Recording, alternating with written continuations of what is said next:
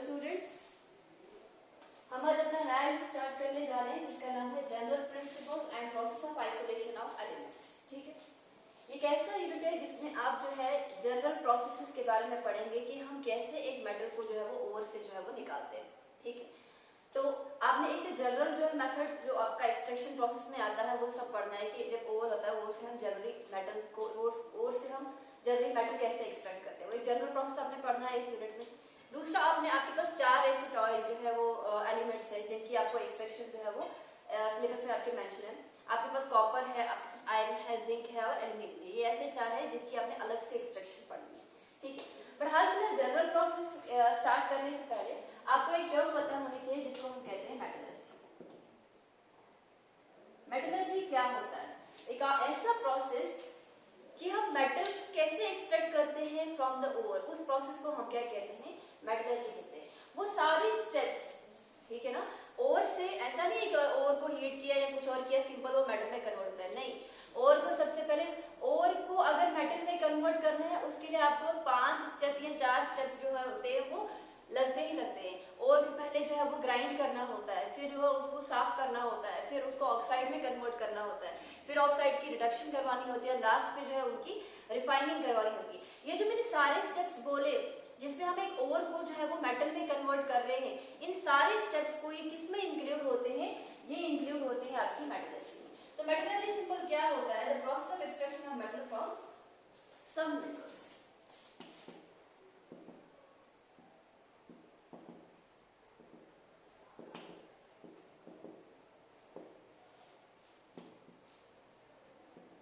From सब minerals, और यही सब मिनरल्स जो है इसकी जगह पे आप जो है वो और भी लिख सकते हैं। अब और मिनरल्स में जो है वो क्या फर्क होता है? मिनरल आपके पास क्या होता है? मिनरल अगर आपसे कोई पूछे तो मिनरल सिंपल एक कंपाउंड होता है। ठीक है, ऐसा कंपाउंड होता है जिसमें क्या प्रेजेंट हो? Compound containing metal along with some impurities, along with some impurities। तो क्या होता है आपका मिनरल? मिनरल का मतलब होता है एक ऐसा कंपाउंड है जिसमें आपके पास उस कंपाउंड में एक मेटल तो होगा जिसकी आपने जो है वो एक्सट्रैक्शन करनी है उस मिनरल से, लेकिन उसके साथ साथ कुछ गंदगी भी होगी, कुछ इंप्योरिटीज भी होगी। वो इंप्योरिटीज आपके पास सैंड हो सकता है, आपके पास सॉइल हो सकता है, आपके पास रॉक हो सकता है, आपके पास सिलिका हो सकता है, कुछ भी हो सकता है। ठीक है, और वही और जो आपके पास मेटल है प्लस आपके पास इंप्योरिटी है, वही आपके पास क्या होता है? मिनरल्स होते हैं। ठीक है, अब ये मिनरल और ओर में फर्क क्या होता है? जो आपके पास ओर होती है, ore is a mineral from which the metal can be extracted cheaply and easily। और भी मिनरल होती है, लेकिन और एक ऐसी मिनरल होती है जहां से हम मेटल को आसानी से जो है वो निकाल सकते हैं। देखो, आपके पास एल्यूमिनियम जो होता है उसकी बहुत सारी मिनरल्स होती है, लेकिन उस मिनरल्स में आपके पास अब ऐसा नहीं है कि हर मिनरल से आप एल्यूमिनियम जो है वो आसानी से निकाल सकते हो। कुछ ऐसे मिनरल होगी जिसपे आपके पास एल्यूमिनियम के अलावा बाकी चीजें भी ज्यादा अमाउंट में प्रेजेंट होगी। ठीक है, लेकिन एक ऐसी मिनरल होती है आपके पास ये एल्यूमिनियम की जिसका नाम है बॉक्साइट। वहां से हम एल्यूमिनियम को जो है बहुत आसानी से जो है वो प्रॉफिटेबली जो है वो निकाल सकते हैं। वही एल्यूमिनियम का मिनरल जहां से हम एल्यूमिनियम को आसानी से एक्सट्रैक्ट कर रहे हैं, वो एल्यूमिनियम की क्या कहलाएगी? ओर कहलाएगी। तो हम ये बोल सकते हैं कि all ores are minerals but all minerals are not ores। ठीक है, जितनी भी ores होती है वो मिनरल ही होती है। कि मिनरल होता क्या है? Compound containing metal and impurity. वो तो हर मिनरल में प्रेजेंट होगा, ओर में भी प्रेजेंट होगा, लेकिन ओर में थोड़ी सी इंप्योरिटीज कम होगी, वहां से हम जो है मेटल को आसानी से जो है वो निकाल सकते हैं।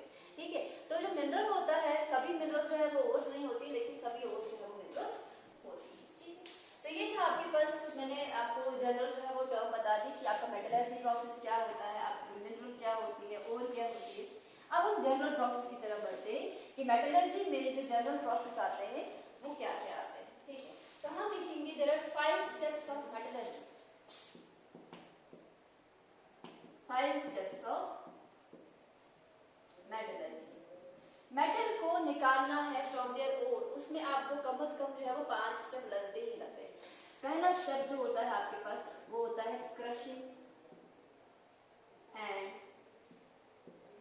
ग्राइंडिंग ऑफ ओर, ये होता है आपका पहला स्टेप, ठीक है। सेकंड होता है आपके पास कंसंट्रेशन ऑफ ओर, ठीक है। उसके बाद थर्ड होता है conversion of concentrated ore into metal oxide. Fourth, reduction of metal oxide into metal. And fifth होता है आपके पास refining और purification of crude metal. या आप सिंपल जो है वो रिफाइनिंग और प्यूरिफिकेशन भी जो है वो लिख सकते हैं, ठीक है। देखो सबसे पहला क्या है, crushing and grinding of ore. जो आपके पास ओर होती है उसको सबसे पहले क्रश किया जाता है, ठीक है। छोटे छोटे पीसेस में जो है या पाउडर फॉर्म में जो है वो कर दिया जाता है। उसके बाद कंसंट्रेशन का मतलब क्या होता है, इनिशियल प्यूरिफिकेशन। कंसंट्रेशन का मतलब साफ सफाई, कि जो ओर होता है कि वहां से हम क्या करते हैं, सबसे पहले ओर को क्रश किया, ग्राइंड किया, उसको हमने पाउडर फॉर्म में बनाया, फिर ओर की जो है वो इनिशियल प्यूरिफिकेशन होती है। उस स्टेप को हम क्या कहते हैं, कंसंट्रेशन ऑफ ओर कहते हैं। फिर जो आपके पास वो थोड़ी सी जो है साफ सुथरी जो ओर बचेगी उसको हमें मेटल ऑक्साइड में जो है वो कन्वर्ट कर देना है। उसके लिए बहुत सारे जो है वो प्रोसेसेस हैं, ठीक है। बेसिकली तो वो कौन कौन से प्रोसेसेस हैं वो मैं आपको जो है वो बाद में जो है वो बता दूंगी, ठीक है। बेसिकली दो ही होते हैं, रोस्टिंग एंड कैल्सिनेशन। उसके बाद जो आपके पास मेटल का ऑक्साइड बना, वहां से आप देखो मेटल के ऑक्साइड से ऑक्सीजन निकालोगे तो मेटल बच जाएगा, बस यही करना है आपने कि मेटल का ऑक्साइड जो आपके पास यहाँ से बना उसमें से ऑक्सीजन को निकाल देना है और मेटल में जो है वो कन्वर्ट हो जाएगा। लेकिन ये जो मेटल होता है ये अभी भी पूरा साफ नहीं होता है, उस पर अभी भी जो है इम्प्योरिटीज प्रेजेंट होती है। उन इम्प्योरिटीज की जो फाइनल प्यूरिफिकेशन होती है उसको हम क्या कहते हैं, रिफाइनिंग कहते हैं। अब इन्हीं 5 स्टेप को हमने 1 बाय 1 जो है वो एक्सप्लेन करना है। सबसे पहला तो हमने देखना है crushing and grinding of ore. इस स्टेप को हम कहते हैं पुल्वराइजेशन ऑफ ओर। बहुत बड़े बड़े रोलर्स, क्रशर्स और ग्राइंडर्स, उसमें क्या किया जाता है, ओर को प्लेस किया जाता है। वो उस ओर को क्या कर देता है, क्रश कर देता है और उस ओर को जो है वो फाइन पीसेस में जो है वो कन्वर्ट कर देता है या फिर पाउडर फॉर्म में जो है वो कन्वर्ट कर देता है। तो ये स्टेप तो आपका बिल्कुल इजी है। आपने क्या बोला है कि जो आपकी ओर होती है जिसमें बड़े बड़े लम्स होते हैं उनको हम जो है वो रोलर्स में डालते हैं, वो रोलर्स को जो है वो छोटे छोटे पीसेस में जो है वो कन्वर्ट कर दिया, पाउडर फॉर्म में जो है वो कन्वर्ट कर देती है। इस स्टेप को हम क्या कहते हैं, पोलिमराइजेशन ऑफ ओर कहते हैं। सेकंड स्टेप मैंने क्या लिखा था, concentration of ore. Now, depending upon the nature of the ore and the presence of impurities in that ore, आपके पास different type के concentration processes होते हैं। Concentration का मतलब क्या होता है, initial purification, that is जो ore होती है उसकी थोड़ी सी साफ सफाई करना। इसमें जो सबसे पहला स्टेप आपके पास आता है वो आता है हाइड्रोलिक सेपरेशन। क्या आता है, हाइड्रोलिक सेपरेशन। इस हाइड्रोलिक सेपरेशन को हम जो है ग्रेविटी सेपरेशन भी कहते हैं।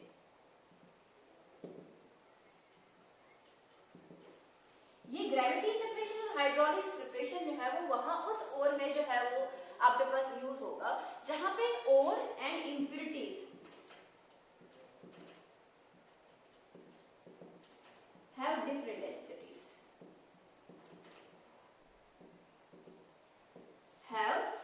डेंसिटीज, मेरे पास एक इंक्लाइंड प्लेन है, जैसे कि मेरे पास ये है, सपोज करो ये मेरे पास इंक्लाइंड प्लेन है और यहाँ पर थोड़ी थोड़ी मैंने जो डिप्रेशन जो है वो डाल दी।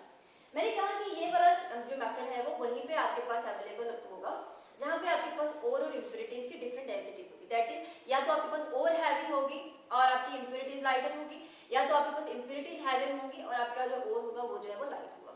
लेकिन डिफरेंस इन डेंसिटी होना चाहिए, तभी जाके हम ये वाला स्टेप जो है वो इस्तेमाल कर सकते हैं।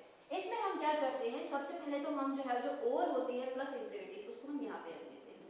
ये क्या है, ओर प्लस इम्प्यूरिटीज। हम करना क्या चाहते इसको अलहदा करना चाहते हैं ओर में से, ठीक है।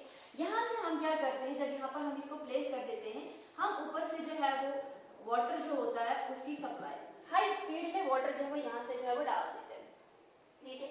उसकी वजह से क्या हो जाता है कि अगर मेरे पास एक ओर इज हैवी, अगर मेरे पास ओर जो है वो हैवी होती है तो वो क्या हो जाएगी, वो फिट हो जाएगी इन ग्रूव्स में। अगर मेरे पास ओर जो है वो हैवी होगी तो जैसे ही मैं पानी यहाँ से डालूंगी, जो इम्प्योरिटी है वो लाइटर है तो पानी के साथ बह के वो यहाँ पे जो है वो आ जाएगी। लेकिन जो ओर होती है आपकी वो क्या हो जाएगी, आपको होती है हैवी, जिसकी वजह से वो इन ग्रूव्स में जो है वो क्या हो जाएगी, वो फिट हो जाएगी या वहां पे जो है वो रहना पसंद करेगी। क्यों? क्योंकि वो हैवी होती है। तो पानी के साथ जो है वो बहेगा कौन, नीचे, वो बहेगी इम्प्योरिटी। तो इम्प्योरिटी ऐसे अलहदा हो जाती है और वो जो होती है वो क्या हो जाती है, वो अलहदा हो जाती है। लेकिन ये वाला स्टेप हम वही वाली जगह जो है वो यूज कर सकते हैं, ये वाला प्रोसेस जहाँ पे आपके पास और जो आपकी ये होती है इम्प्योरिटीज होती है उनमें जो है वो डिफरेंस होता है इसका डेंसिटी का, ठीक है। सेकंड जो हम कंसंट्रेशन और जो है वो पढ़ते हैं, कंसंट्रेशन ऑफ ओर में जो सेकंड स्टेप आता है आपके पास में, सेकंड प्रोसेस आता है, हम पढ़ रहे हैं number second step, that is concentration of ore, ठीक है। हम पढ़ रहे हैं कंसंट्रेशन ऑफ ओर, और कंसंट्रेशन ऑफ ओर में मैंने पहला आपको जो है वो दिखाया हाइड्रोलिक सेपरेशन,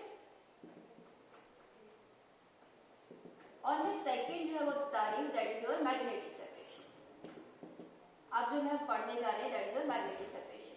मैग्नेटिक सेपरेशन उस वाले ओर के लिए जो है वो अप्लाई किया जाएगा जहां पे आपके पास या तो ओर या तो impurities they are magnetic in nature. जैसे आपके पास आयरन की ओर होती है, जो आयरन की ओर होती है वो मैग्नेटिक नेचर की होती है और मैग्नेट को अपनी तरफ अट्रैक्ट करती है। लेकिन इसी आयरन की ओर में जो इम्प्योरिटीज होती है वो नॉन मैग्नेटिक होती है, वो जो है वो मैग्नेट को अट्रैक्ट नहीं करती। तो यहाँ पर क्या किया जाता है, यहाँ पर हम एक बेल्ट जैसे लेते हैं, कन्वेयर बेल्ट, ठीक है। इस बेल्ट से जो है हम क्या करते हैं, ये जो बेल्ट होती है यहाँ से हमने जो है वो दो व्हील्स जो लगाए थे, ये जो मैंने लिखी ना ये दो व्हील्स है, ये चलते रहते हैं और इसके ऊपर लेदर की एक जो है वो बेल्ट जैसी होती है, ठीक है। और यहाँ से हम क्या डाल रहे हैं, हम डाल रहे हैं और प्लस इसमें से हम क्या डाल रहे हैं, इम्प्योरिटीज डाल रहे हैं, और प्लस इम्प्योरिटीज, ठीक है। बेसिकली हम और ही डाल रहे हैं, उस और में जो आपके पास क्या है, इम्प्योरिटी। अब जैसे ही हमने डाल दिया यहाँ से आपके पास और प्लस इम्प्योरिटी, अब ये जो है वो ये जो है चल रहे हैं दो व्हील्स आपके पास, जिसकी वजह से ये जो बेल्ट है वो भी ऐसे ऐसे करके जो है वो क्या हो रही है, चल रही है, ठीक है। आपने और डाला, आपने इम्प्योरिटीज डाली, तो इस बेल्ट की वजह से वो क्या हो जाएगा, वो इसके ऊपर जो है वो चल जाएगा। जो ही यहाँ पर ये जो आपके पास व्हील्स होते हैं they are magnetic in nature, इनमें क्या होती है, इनमें मैग्नेट जो है वो जुड़ी होती है। तो जो और इस और प्लस इम्प्योरिटी में जो और होगा वो इसकी तरफ अट्रैक्ट हो जाएगा, स्टिक करेगा। अब ये पहिए भी घूम रहे हैं तो आपकी और जो है कुछ इधर जैसे जो है वो गिर जाएगी। क्यों? क्योंकि जो आपके पास जो पहिया होगा वो क्या है, आपके पास मैग्नेटिक है, तो और जो है इसके मैग्नेटिक आयरन के वो स्टिक करेगी इसके ऊपर, तो जैसे ये पहिया यहाँ पे आएगा, ये जो आपके पास और होगी वो कहीं यहाँ पे गिर जाएगी। लेकिन जो इम्प्योरिटी होती है वो नॉन मैग्नेटिक होती है, वो स्टिक नहीं करेगी, वो कहीं यहाँ पे जाके जो है वो फॉल करेगी, ठीक है। तो यहाँ पे आपके पास क्या हो जाएगा, यहाँ पे आपके पास इम्प्योरिटी जो है वो बच जाएगी और यहाँ पे आपके पास क्या आ जाएगा, यहाँ पे सॉरी मेटल ही और आ जाएगा, ठीक है। तो इस तरह से आप जो है वो और जो इसकी इम्प्योरिटी है उसको हम सेपरेट कर सकते हैं by means of magnetic separation. लेकिन ये वहीं पे जो है वो एप्लीकेबल होगी जहाँ पे आपके पास और इम्प्योरिटीज में से कोई एक चीज जो है वो मैग्नेटिक होगी, कोई दूसरी चीज जो है वो नॉन मैग्नेटिक होगी। जैसे आपके पास क्या है, आयरन की मैंने एग्जांपल दी, ठीक है। तो ये सेकंड स्टेप था कंसंट्रेशन ऑफ ओर का, जिसका नाम था मैग्नेटिक सेपरेशन, ठीक है। नंबर थर्ड है आपके पास क्रॉस फ्लोटेशन प्रोसेस।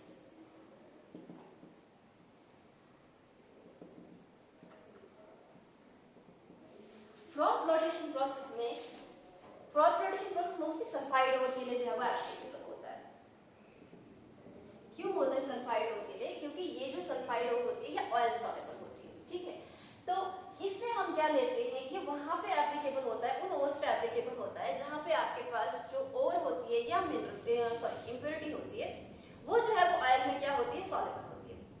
और दूसरी that one is hydrophobic and another one is hydrophilic, ठीक है। तो जब हम ओर प्लस इम्प्योरिटी को क्या डालते हैं, देखो यहाँ पे हम क्या लेते हैं, यहाँ पे हम एक बड़ा सा टैंक लेते हैं, उस टैंक में हम जो है वो क्या लेते हैं, मिक्सचर लेते हैं। किसका लेते हैं? वाटर प्लस ऑयल का मिक्सचर लेते हैं, ठीक है। वाटर प्लस ऑयल का मिक्सचर हम ले लेते हैं इस टैंक के अंदर। अब इसमें हम जो है वो क्या पास करवा देते हैं, एयर पास करवा देते हैं, ठीक है। और इसी मिक्सचर में हम क्या डाल देते हैं, हम ओवर प्लस इम्प्योरिटी डाल देते हैं।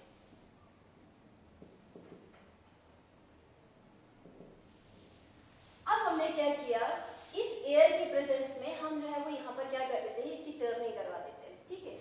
जिसकी वजह से क्या हो जाएगा, ऑयल प्लस वाटर जो होता है, जब उसकी हम चर्निंग करवाते हैं तो वहां पर क्या बन जाता है, ऑयल का झाग बन जाता है। ऑयल का क्या बना देता है, ऑयल अपना फ्रॉथ बना देता है, ठीक है। क्योंकि ऑयल जो होती है वो लाइट होती है वाटर से, तो वो क्या हो जाएगा, जो झाग बनेगा वो ऊपर बनेगा। जो ये सल्फाइड ओर होती है, देखो अब इस केस में देखो सल्फाइड ओर, इसमें मैं ये बोल रही हूँ कि एक होता है आपके पास ऑयल सॉल्युबल और एक होता है आपके पास वाटर सॉल्युबल। मान के चलते हैं कि जो आपकी ओर है वो ऑयल सॉल्युबल है और जो आपके पास इंप्यूरिटीज है वो वाटर सॉल्युबल, जैसे कि आपके पास सल्फाइड ओर, ठीक है। तो जब आपने इसमें ये डाल दिया ओर प्लस इंप्यूरिटी, तो जब मैंने जो है ये इसकी चर्निंग करवाई, ठीक है, इस ऑयल प्लस वाटर की, तो ये ऑयल जो है वो झाग बना देता है। कहाँ पे झाग बनाएगा, वो सरफेस पे झाग बनाएगा, क्योंकि आपका ऑयल जो होता है वो क्या होता है, वो लाइटर होता है वाटर से। तो क्योंकि ओर जो होता है वो सॉल्युबल होता है ऑयल में, तो इसी झाग में जो ऊपर आपके पास झाग बनेगा, इसी झाग में आपके पास क्या रहेगा, ओर जो है वो आ जाएगा, ठीक है।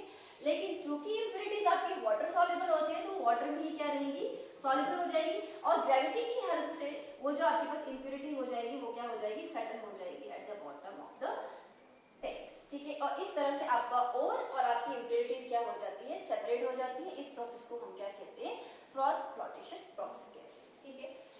नेक्स्ट है आपके पास केमिकल मेथड, जिसको हम लीचिंग भी कहते हैं। फोर्थ जो आपके पास स्टेप होता है कंसंट्रेशन का, उसको हम क्या कहते हैं, लीचिंग कहते हैं, या फिर इसको हम जो है वो केमिकल मेथड भी कहते हैं, ठीक है। केमिकल मेथड या फिर जिसको हम लीचिंग भी कहते हैं, ठीक है। लीचिंग में क्या करते हैं हम, लीचिंग में हम जो है एक सॉल्वेंट लेते हैं, ठीक है। क्या करते हैं, सॉल्वेंट लेते हैं। वो जो सॉल्वेंट होता है उसको हम लीचिंग एजेंट कहते हैं। इसमें क्या होता है, इस लीचिंग एजेंट में जब आप ओर जो है वो डालते हो प्लस इंप्यूरिटीज डालते हो, या तो आपके पास ओर या तो आपके पास इंप्यूरिटीज इस लीचिंग एजेंट के साथ क्या होंगी, रिएक्टिव होंगी, ठीक है। जैसे आपके पास एल्यूमिनियम होता है, ठीक है, उसको हम मोस्टली जो है लीचिंग पर्पस से, लीचिंग मेथड से ही जो है वो क्या करते हैं, कॉन्सेंट्रेट करते हैं, ठीक है। बेसिकली होता क्या है कि एक ऐसा सब्सटेंस, एक ऐसा सॉल्वेंट हम जो है वो ओर प्लस इंप्यूरिटी में डाल देते हैं, जिसके साथ और आपका सॉल्युबल भी होता है प्लस क्या होता है, रिएक्टिव भी होता है। तो जो और होता है जब वो किसके साथ रिएक्ट कर जाता है, आपके लीचिंग एजेंट के साथ कर देता है, इंप्यूरिटीज अनरिएक्टेड हो जाती है, तो आप जब फिल्टर करोगे तो वो रेजिड्यू की फॉर्म में जो है वो निकल आती है, ठीक है। तो जो बाकी आपके पास और जो है वो बचता है, वो क्या हो जाता है, उसमें जो है वो सॉल्युबल रहता है। इसमें एक चीज और है, रिएक्टिव के साथ साथ जो आपका और होता है वो इस लीचिंग एजेंट में क्या रहता है, वो सॉल्युबल भी होता है। फॉर एग्जाम्पल मेरे पास इसी लीचिंग एजेंट, लीचिंग प्रोसेस में एक प्रोसेस है जिसको हम क्या कहते हैं, बेयर्स प्रोसेस। बेयर्स प्रोसेस जो होता है वो एल्यूमिनियम की एक्सट्रैक्शन में जो है वो हेल्पफुल होता है, ठीक है। तो इस केस में क्या करते हैं हम, जो एल्यूमिनियम की ओर होती है, that is Al2O3 2 times water, इस ओर को हम क्या कहते हैं, बॉक्साइड ओर कहते हैं, ठीक है। और इस बॉक्साइड का जो कलर होता है वो क्या होता है, वो रेड कलर होता है। क्यों होता है red colour, because of the presence of iron impurities, ठीक है। आयरन का कलर जो है वो रेड होता है, जिसकी वजह से क्या होता है, इस पूरी जो ओर होती है इसका जो कलर होता है वो भी क्या होता है, वो रेड होता है, ठीक है। तो जो बॉक्साइड की ओर होती है, जो कि इम्प्योर बॉक्साइड की ओर है, ठीक है, इसको हम एक सॉल्वेंट में ट्रीट करते हैं, जो है आपके पास सोडियम हाइड्रोक्साइड NaOH। यहाँ पे क्या बनता है, NaAlO2, that is sodium meta aluminate,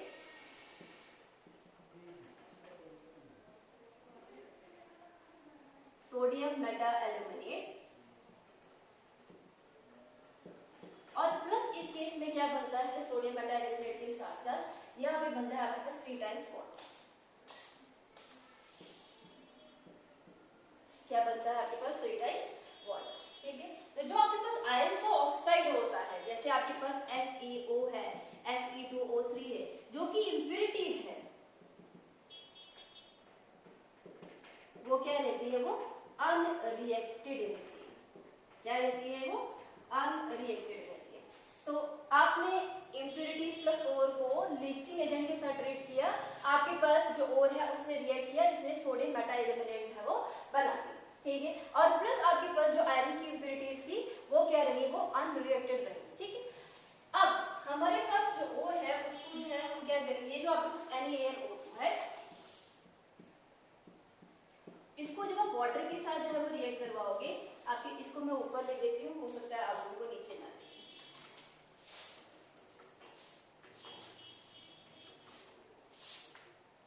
पहला स्टेप तो आप लोगों को दिख रहा है, सेकंड स्टेप में NaLO2 इसको हम वाटर के साथ ट्रीट करेंगे, आपके पास बचेगा AlOH3 that is aluminium hydroxide, ठीक है। और प्लस क्या बनेगा आपके पास, सोडियम हाइड्रोक्साइड। ये NaLOH3 के क्या बनते हैं, प्रेसिपिटेट बनते हैं। मैंने नीचे के लिए आया लिखा है, इसका मतलब क्या बना है आपके पास, ये यहाँ पे प्रेसिपिटेट बना है, ठीक है। अब क्या होता है आपके पास, ये जो मेरे पास AlOH3 बना, ठीक है, दैट एल्यूमिनियम हाइड्रोक्साइड बना, इसको हम हीट करते हैं।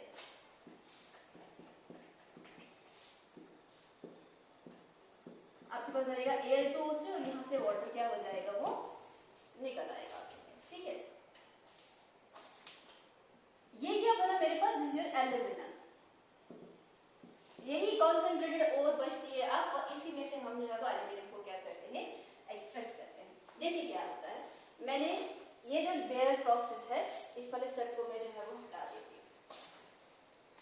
बेयर प्रोसेस जो होता है वो क्या होता है, वो एल्यूमिनियम ओर की कॉन्सेंट्रेशन लगता है। It is actually a type of chemical process. इसमें बहुत सारे प्रोसेस होते हैं, सरफेस प्रोसेस वगैरह आता है, उनको हम जहाँ जहाँ पे वो यूज होंगे वहाँ पे मैं आपको जो बोल दूंगी आगे, ठीक है। लेकिन यहाँ पे मैंने केमिकल मेथड को जो है जनरली बोलना था, तो इसमें मैंने जो है एक ही टाइप ले ली, that is your Bayer process, ठीक है। तो लीचिंग मेथड में या केमिकल मेथड में हम क्या करते हैं, एक ऐसा सॉल्वेंट डालते हैं जिसमें आपके पास ओर या इम्प्योरिटीज जो है होती है वो सॉल्युबल होती है, एज वेल एज रिएक्टिव भी होती है। जैसे आपके पास एल्यूमिनियम की ओर है, एल्यूमिनियम की ओर में आयरन की इम्प्योरिटी होती है जो सोडियम हाइड्रोक्साइड के साथ रिएक्ट नहीं करती, ठीक है। तो वो क्या होती है, वो अनरिएक्टेड रहती है। लेकिन जो आपका एल्यूमिनियम का जो ओर होता है वो सोडियम हाइड्रोक्साइड के साथ जो है वो आसानी से सॉल्युबल भी होता है और रिएक्ट भी कर देता है। तो जब आप ओर प्लस इम्प्योरिटीज को सोडियम हाइड्रोक्साइड में डालते हो, तो जो आपका ये जो है एल्यूमिनियम की ओर होती है वो उसमें सोडियम हाइड्रोक्साइड में सॉल्युबल रह जाती है, लेकिन जो इम्प्योरिटी रहती है वो अनरिएक्टेड रहती है। और जिसकी वजह से जब आप उसको फिल्टर करते हो, तो जो आपका फिल्ट्रेट रहता है नीचे, उसमें आपके पास एल्यूमिनियम की ओर जो है उसकी रिएक्शन हो रही होगी किसके साथ, दैट इज ये बचा होगा। लेकिन जो आपके पास रेजिड्यू होता है, रेजिड्यू में आपके पास आयरन की इम्प्योरिटीज बच गई होगी, दैट इज आपके पास ओर प्लस इम्प्योरिटी जो है वो लाया होगी। लेकिन मेरे पास ओर जो है वो एक कंपाउंड में जो है वो कन्वर्ट होगी। अब इसको वापस से ओर में कन्वर्ट कर देना है, तो वाटर के साथ ट्रीट करेंगे तो आपके पास एल्यूमिनियम हाइड्रोक्साइड को आप हीट करोगे तो आपके पास एल्यूमिना बनेगा, ठीक है। अगर मेरे पास यहाँ पे 2 टाइम वाटर होता है then bauxite, if it is only Al2O3 that is called alumina. और इसी एल्यूमिना से हम बाद में क्या करते हैं, एल्यूमिनियम को जो है वो एक्सट्रैक्ट करते हैं, ठीक है।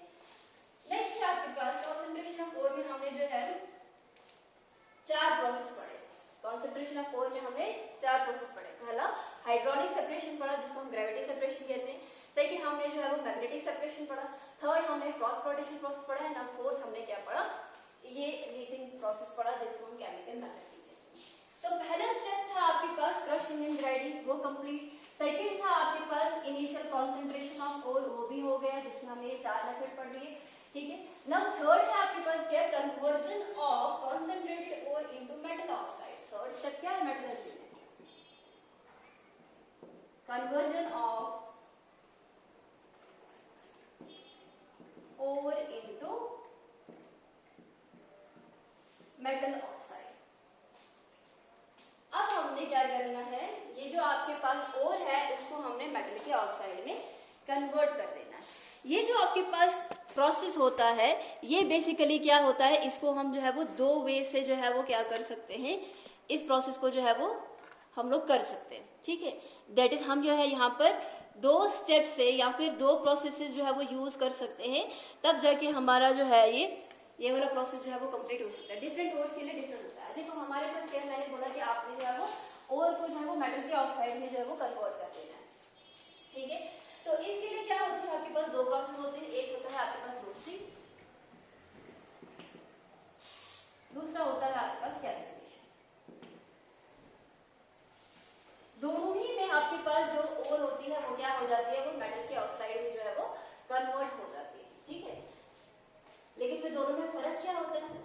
जो रोस्टिंग होती है ये मोस्टली सल्फाइड ओर के लिए लगती है, और जो कैल्सिनेशन होती है ये मोस्टली कार्बोनेट ओर के लिए लगती है, ठीक है।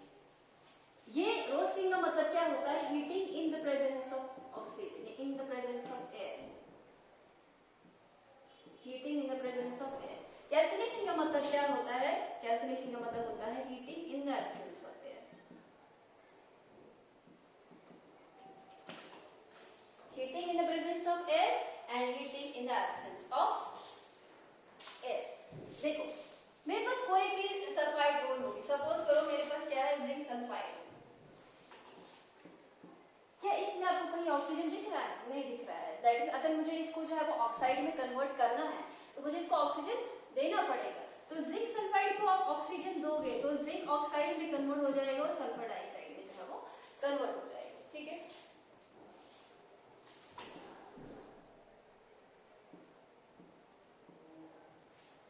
जिंक ऑक्साइड को क्या करते हो आप?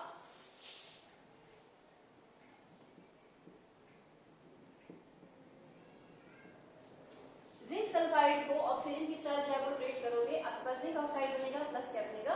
Sulphur dioxide. Calcination in the absence of air, suppose calcium carbonate, carbonate होती है, मैंने कैल्शियम कार्बोनेट को कैल्शियम ऑक्साइड में कन्वर्ट कर दिया। मैं क्यों बाहर से ऑक्सीजन को, ऑलरेडी ओर में ऑक्सीजन है, हाँ एक्स्ट्रा ऑक्सीजन को मैं रिमूव करूंगी, कैसे? हीटिंग से। तो मैं क्या करूंगी, डायरेक्ट इसको हीट करूंगी, तो कैल्शियम ऑक्साइड को प्लस कार्बन डाइऑक्साइड। अब समझ में आया आपको क्यों यहाँ पे in the absence of air होता है, क्यों यहाँ पे in the presence of air होता है? क्योंकि यहाँ पे कार्बोनेट में ऑलरेडी ऑक्सीजन होता है, तो उसको आप सिंपल एक्सेस ऑफ ऑक्सीजन को हीट करोगे, आपको जरूरत नहीं है बाहर से ऑक्सीजन लेने की। लेकिन रोस्टिंग की केस में क्या होता है, सल्फाइड ओर होती है, तो उस केस में आपको जो है वो इसको ऑक्सीजन देनी पड़ती है। दोनों में सिमिलैरिटीज क्या क्या है? दोनों में ये सिमिलैरिटी है, एक तो यहाँ पे फॉर्मेशन ऑफ मेटल ऑक्साइड होता है दोनों में, और दूसरी चीज रिमूवल ऑफ मॉइस्चर। दोनों ही केसेस में मॉइस्चर क्या हो जाता है, जब आप हीट करते हो तो जो ओर में एक्स्ट्रा मॉइस्चर होता है वो भी निकल आता है। तो अब हमारे पास क्या बन गया, जब आपके पास ये दो स्टेप्स आप यूज करते हो तो आपके पास वो जो ओर होती है वो ऑक्साइड में कन्वर्ट हो गई, ठीक है। चौथा स्टेप क्या होता है, इसी ऑक्साइड में से ऑक्सीजन को निकाल दो, आपके पास मेटल बच जाएगा। Fourth step, conversion of metal oxide into metal। अब हमने मेटल की ऑक्साइड को जो है किस पे कन्वर्ट कर देना है, मेटल में जो है वो कन्वर्ट कर देना है। इसको हम रिडक्शन भी कहते हैं, ठीक है। ये प्रोसेस क्या है आपके पास, रिडक्शन, क्योंकि मैंने ऑक्सीजन को रिमूव करना है ऑक्साइड से, then and the removal of oxygen is called reduction, ठीक है। कुछ मेटल के ऑक्साइड होते हैं, जैसे आपके पास कॉपर का ऑक्साइड है, मैं उसको कार्बन के साथ ट्रीट करूंगा, ये ऑक्सीजन ये कार्बन ले लेगा, आपके पास कॉपर बचेगा प्लस कार्बन मोनोऑक्साइड बच जाएगा, ठीक। मेटल ऑक्साइड जो कहां से आया, रोस्टिंग से आ गया, आ सकता है, या फिर कैल्सिनेशन से आ सकता है। इसको मैंने किसी भी रिड्यूसिंग एजेंट के साथ ट्रीट कर दिया, जैसे आपके पास कार्बन है, कार्बन यहाँ से ऑक्सीजन ले लेगा, कार्बन डाइऑक्साइड में कन्वर्ट कर देगा प्लस कॉपर में कन्वर्ट कर देगा, ठीक है। कॉपर ऑक्साइड को जो है उसको आप जो है कार्बन मोनोऑक्साइड के साथ भी जो है वो रिड्यूस करवा सकते हो। तो यहाँ पर जो है फिर से ऑक्सीजन ले लेगा, कॉपर बनेगा और प्लस क्या बनेगा आपके पास, कार्बन डाइऑक्साइड। इसको आप हाइड्रोजन के साथ भी जो है वो ट्रीट कर सकते हो, ये ऑक्सीजन यहाँ से ले लेगा तो आपके पास कॉपर बनेगा और प्लस वाटर बनेगा। इसका मतलब कॉपर के ऑक्साइड को आप जो है वो रिड्यूस करवा सकते हैं कॉपर से, सॉरी कार्बन से, कार्बन मोनोऑक्साइड से, या फिर हाइड्रोजन से, ठीक है। वैसे ही आपके पास क्या होता है, PbO, CuO, FeO, ये ऐसे तीन मेटल के ऑक्साइड्स होते हैं जिनको हम जो है इन सब चीजों से जो है वो रिड्यूस करवा सकते हैं, ठीक है। और ये जो है वो रिस्पेक्ट टू लेड में कन्वर्ट हो जाएगा कॉपर में, और ये वाला जो है वो आयरन में जो है वो कन्वर्ट हो जाएगा, ठीक है। ये तो एक कैटेगरी आ गई, ठीक है। मैं क्या बोल रही हूँ कि अगर मेरे पास यहाँ पे CO की जगह पे PbO भी होता तब भी मेरे पास ये तीन रिड्यूसिंग एजेंट यूज होते हैं, FeO होता है इनकी जगह पे तब भी मेरे पास ये तीन जो है वो यूज होते, इसका ये मतलब है, ठीक है। Next, zinc oxide plus carbon, zinc plus carbon oxide. Zinc oxide can only be reduced by carbon. यहाँ पे आप कार्बन मोनोऑक्साइड, हाइड्रोजन वगैरह यूज नहीं कर सकते हो, कार्बन है, कार्बन ही यहाँ पे यूज होगा। क्यों होगा? उसके लिए डिफरेंट टॉपिक है जिसको हम कहते हैं इलिंगम डायग्राम, जो आपके सिलेबस में जो है वो नहीं है, ठीक है। बट वो क्या करता है, वो चॉइस ऑफ रिड्यूसिंग एजेंट हमें जो है वो देता है, इतना आप जो है वो याद रखें, ठीक है। नेक्स्ट है आपके पास सिल्वर का ऑक्साइड और जो मरकरी का ऑक्साइड होता है, वो इतने ज्यादा अनस्टेबल होते हैं कि अगर आप इसको थोड़ा सा हीट ही खाली करोगे तो ऑक्सीजन अलग, मेटल अलग, आपको कुछ और रिड्यूसिंग एजेंट की जरूरत पड़ेगी ही नहीं, ठीक है। सपोज आपके पास क्या है, आपके पास है AgO, इसको आपने हीट किया, सिल्वर अल्हाइडर और ऑक्सीजन अल्हाइडर। आपके पास है HgO, आपने किया हीट, मरकरी अल्हाइडर, ऑक्सीजन अल्हाइडर, ठीक है। तो यहाँ पे आपको किसी भी रिड्यूसिंग एजेंट की जरूरत नहीं पड़ती। अब बात करते हैं एल्कली मेटल का ऑक्साइड। एल्कली मेटल का ऑक्साइड जो है वो काफी ज्यादा स्टेबल होता है, और वहां पर हम जो है वो ऑक्साइड को और एल्कली मेटल को कैसे सेपरेट करते हैं, बाय मींस ऑफ इलेक्ट्रोलिसिस से, ठीक है। तो इसी में हम क्या लिखेंगे कि जो आपके पास लिथियम है, पोटेशियम है, सोडियम है, कैल्शियम है, मैग्नीशियम है, एल्यूमिनियम है, बेरियम है,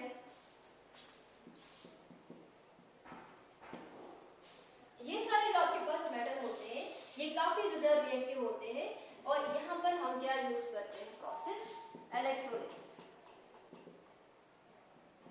थोड़ा सा आइडिया देती हूँ मैं। सपोज करो पोटेशियम का ऑक्साइड है, मेरे पास जो है वो मैंने दो जो है वो रॉड ले ली, ठीक है। सपोज ये negative terminal, this is your positive terminal, और इसके बीच में मेरे पास क्या है, पोटेशियम का ऑक्साइड है। मैंने करंट पास करवा दी, पोटेशियम का ऑक्साइड टूट गया, K पॉजिटिव आयन है और O2 नेगेटिव आयन है, ठीक है। ये जो K पॉजिटिव आयन होगा वो जाएगा आपके नेगेटिव टर्मिनल की तरफ, और K पॉजिटिव आयन वहां पे क्या करेगा, एक इलेक्ट्रॉन को जो है वो क्या कर देगा, गेन करेगा, और आपके पास क्या बना देगा, वो पोटेशियम जो है वो उसमें कन्वर्ट हो जाएगा, और O2 नेगेटिव आयन है वो यहाँ पे आ जाएगा, और वहां पे ऑक्सीजन जो है वो इलेक्ट्रॉन को लूज करके क्या बना देगा, वो ऑक्सीजन बना देता है। तो इस तरह से आपके पास जो पोटेशियम होता है वो क्या हो जाता है, वो कैथोड पे जो है वो रिलीज हो जाता है। बेटा याद रखना, मैंने K नहीं लिखा है वहां से जो है वो इलेक्ट्रॉन को जो है वो गेन कर रहा है, मैंने K पॉजिटिव लिखा है, ठीक है। तो इस तरह से आपके पास क्या होता है, यहाँ पे आपके पास जो ये एल्कली मेटल के ऑक्साइड होते हैं वो अल्हाइडर अल्हाइडर जो है वो हो जाते हैं। ये आपने लिखना नहीं है, खाली मैंने समझाने के लिए बोला। तो ये वाला स्टेप भी हो गया जिसमें हम मेटल ऑक्साइड को जो है वो मेटल में कन्वर्ट कर देते हैं। आपका मेटल बन गया, अब क्या करना है, इसमें ये जो मेटल आपके पास बनता है ये पूरा प्योर नहीं होता, इसमें लास्ट स्टेप अभी भी बाकी होता है जिसको हम कहते हैं रिफाइनिंग।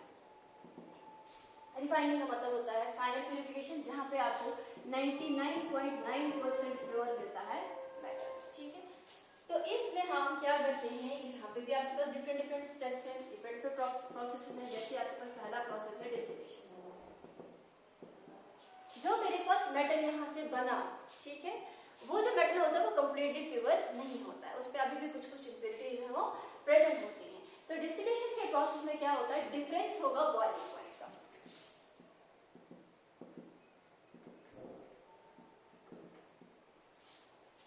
या तो और जो है उसका बॉइलिंग पॉइंट ज्यादा होगा, या तो इम्प्योरिटीज का बॉइलिंग पॉइंट ज्यादा होगा, या फिर आपके पास मेटल वोलेटाइल होगा और आपकी इम्प्योरिटीज नॉन वोलेटाइल होगी। सपोज करो आपके पास मरकरी है, मरकरी के एक्सट्रैक्शन में मरकरी में ऐसी इम्प्योरिटीज होती है जो कि नॉन वोलेटाइल होती है। मरकरी आपका वोलेटाइल होता है, उसके वेपर्स बन जाते हैं। जब आप हीट करते हो तो मरकरी के वेपर्स बन जाते हैं, लिंक बैंड इम्प्योरिटीज, मरकरी को हम क्या कर देते हैं, सेपरेट कर देते हैं। इसी प्रोसेस को हम क्या कहते हैं, डिस्टिलेशन कहते हैं, ठीक है। सेकंड है आपके पास इलेक्ट्रोलाइटिक रिफाइनिंग। ये आपने 8th क्लास से जो है वो पढ़ा होगा इलेक्ट्रोलाइटिक रिफाइनिंग। ये मोस्टली जो है वो कॉपर में जो है वो इस्तेमाल होती है। यहाँ पे हम सिंपल एक टैंक जैसा लेते हैं, हम यहाँ पे 2 रॉड्स जो है वो लेते हैं, ठीक है। ये आपके पास जो होती है जिसकी क्रूड कॉपर मतलब इम्प्योर कॉपर, और एक हम खुद से क्या लेते हैं, प्योर कॉपर लेते हैं। इस प्योर कॉपर को हम नेगेटिव टर्मिनल के साथ जोड़ देते हैं, और इसको हम जो है वो पॉजिटिव टर्मिनल के साथ क्या कर देते हैं, जोड़ देते हैं। और बीच में आपके पास क्या रहता है, एक सोल्यूशन रहता है, और वो सोल्यूशन किसका क्या होता है, कॉपर सल्फेट का सोल्यूशन रहता है। ठीक है, अब क्या होता है, मैं सिंपल बोलती हूँ कि एनोड पे क्या होता है। एट एनोड पे आपकी ऑक्सीडेशन होती है। नो डाउट कि कॉपर सल्फेट भी Cu2 पॉजिटिव आयन और SO4 2 नेगेटिव आयन में कन्वर्ट हो जाएगा। एनोड पे क्या होता है, ऑक्सीडेशन होता है, that is removal of electron होता है, लॉस ऑफ इलेक्ट्रॉन होता है। लेकिन यहाँ पे एनोड पे जो आपका क्रूड कॉपर होता है, that is copper plus impurities, वो क्या हो जाता है, ये कॉपर प्लस इंप्यूरिटी में जो आपका कॉपर होता है वो आसानी से यहाँ पे ऑक्सीडाइज हो जाता है। ऐसा नहीं कि सल्फेट जब यहाँ पे आके इलेक्ट्रॉन को लूज करता है, नहीं, यहाँ पे जो अपना क्रूड कॉपर होता है, that is copper plus impurity का अपने एनोड जो है वो बनाया। उस एनोड में जितना भी कॉपर होगा उससे आपके पास क्या बनेगा, कॉपर जो आपके पास होगा वो Cu2 पॉजिटिव आयन में कन्वर्ट हो जाएगा, प्लस 2 इलेक्ट्रॉन है वो दे देगा। वो 2 इलेक्ट्रॉन एक्सटर्नल सर्किट से जो है वो यहाँ पे आ जाते हैं। तो यहाँ से मेरे पास क्या निकला, Cu2 पॉजिटिव आयन। वो Cu2 पॉजिटिव आयन जो है वो कहाँ पे आ जाता है, यहाँ पे आ जाता है। अब कैथोड पे क्या होगा, कैथोड पे आपकी रिडक्शन होगी, that is gain of electron. Cu2 positive ion solution में जाते हैं, जाके कहाँ जाते हैं, कैथोड पे जाते हैं, वहाँ पे यही 2 इलेक्ट्रॉन को क्या कर देते हैं, गेन कर देते हैं और कॉपर मेटल की और की तरफ से जो है, की तरह से जो है वो वहाँ पर जो है वो डिपॉजिट हो जाते हैं। दैट इज यहाँ से ऑक्सीडाइज होकर आयंस में, आयंस से जो है यहाँ पे मेटल में ये क्या कर देता है, यहाँ पे डिपॉजिट हो जाता है। ओवर द टाइम हम ये देखेंगे कि जो आपका कैथोड होता है उसका साइज बढ़ जाता है, क्योंकि कॉपर जो है सोल्यूशन से कॉपर जो है आयन उठ के यहाँ पे कॉपर मेटल की फॉर्म में डिपॉजिट हो जाते हैं।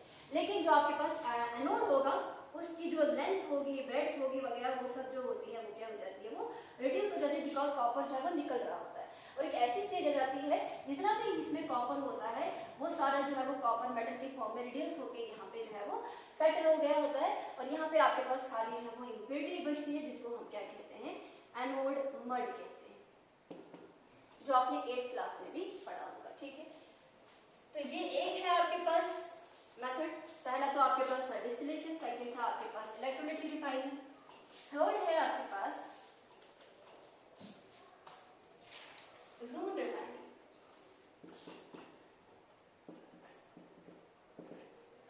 ज़ून रिफाइनिंग जो होता है वो मोस्टली जो है सिलिकॉन,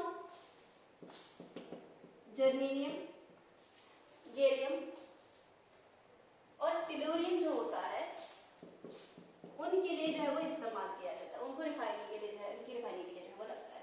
ये किस प्रिंसिपल के ऊपर जो है वो डिपेंड होता है, that impurities have high solubility in मॉल्टन metal.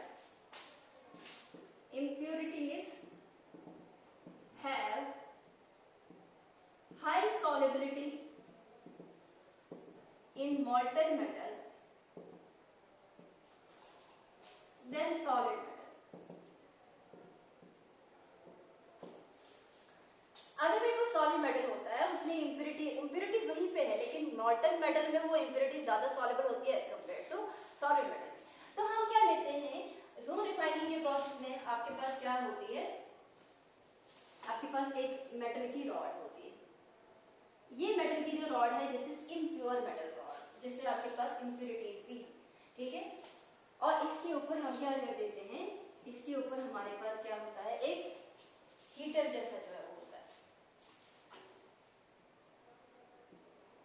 ठीक है, कुछ ऐसा वैसा।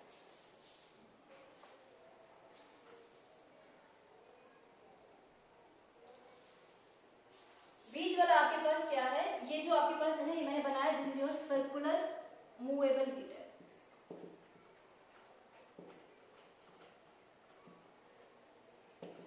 Circular movable heater, this is your impure metal, impure metal rod. ठीक है, अब इसमें क्या होता है आपके पास, और अंदर इसमें इनर्ट गैस एनवायरनमेंट भी होता है। देखो ये रॉड जो है, बीच वाली रॉड, इसमें आपके पास मेटल भी है प्लस इम्प्योरिटीज भी। मैंने क्या किया, इस सर्कुलर हीटर को जो है सबसे पहले जो है वो यहाँ से ही पास करवाया। ठीक है, तो जब यहाँ पे था इस हीटर की वजह से इतना पोर्शन, इतना जून जो होता है, इतना जून ऑफ मेटल जो है वो क्या हो जाएगा, वो मेल्ट हो जाएगा। ठीक है, जब जून मेल्ट हो गया, इम्प्योरिटी वहाँ पे ज्यादा सॉलिड होगी। अब यही हीटर को जो है मैंने थोड़ा सा नीचे की तरफ जो है वो क्या कर दिया, रोल करके नीचे चला दिया। पहले वाला जून जो है, देखो मेटल जो है यहाँ पे, मेटल रॉड यहाँ पे, इसके इर्द गिर्द सर्कुलर हीटर है, यहाँ पे हीट हो गया, इतना जून ऑफ मेटल जो है वो क्या हो गया, वो आपके पास हीट अप हो गया, रेड जून मेल्ट हो गया। अब मैंने हीटर को जो है वो मूव किया नीचे के लिए कर दिया, तो ऊपर वाला जो पोर्शन होगा वो सॉलिडिफाई हो पोर्शन जहाँ पे आपका हीटर होगा वो मेल्ट हो जाएगा। तो इम्प्योरिटीज ज्यादा जो है प्रेफर करेगी कहाँ पे रहना, मेल्टेड फॉर्म में, तो ऊपर से इम्प्योरिटीज निकल के यहाँ पे आ जाएगी। अब इतना वाला पोर्शन मेल्ट है, अब हीटर को फिर से मैंने नीचे जो है वो घुमा दिया सर्कल सर्कल करके, तो अब जब यहाँ पे सपोज करो हीटर आ गया तो पीछे ऊपर वाला जो पोर्शन होगा वो सॉलिडिफाई हो जाएगा। इम्प्योरिटीज उसकी जो है वो नीचे वाले पोर्शन में रहना पसंद करेंगे, बिकॉज नीचे वाला पोर्शन आपके पास मेल्टेड फॉर्म में होगा। ऐसे ऐसे करके जब आप हीटर को मूव करते जाओगे एक एक जोन जो है वो मेल्ट होता जाएगा और उसकी इम्प्योरिटीज जो है वो नीचे नीचे आके जो है वो फाइनली कहाँ आ जाएगी, वो बॉटम पे आ जाएगी, वहां से इसको जो है वो रिमूव कर दिया जाएगा। ठीक है, नेक्स्ट है आपके पास वो रिफाइनिंग के बाद वेपर फेज रिफाइनिंग।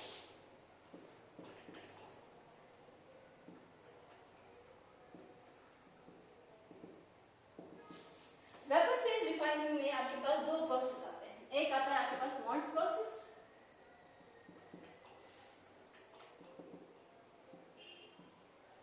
सेकंड आता है आपके पास वेनर का मेथड।